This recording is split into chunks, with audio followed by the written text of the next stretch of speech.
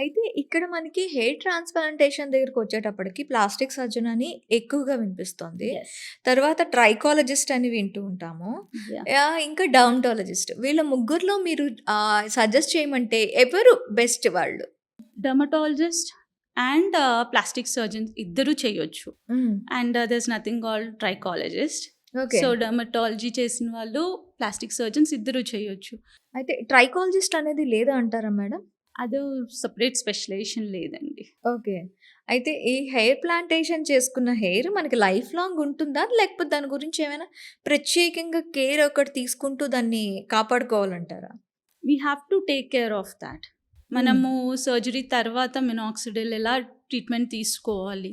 As we age మనం మన transplanted ఏరియాలో ముందున్న ఎయిర్ అది లాస్ అవుతుంది. హ్మ్. And this also will take time.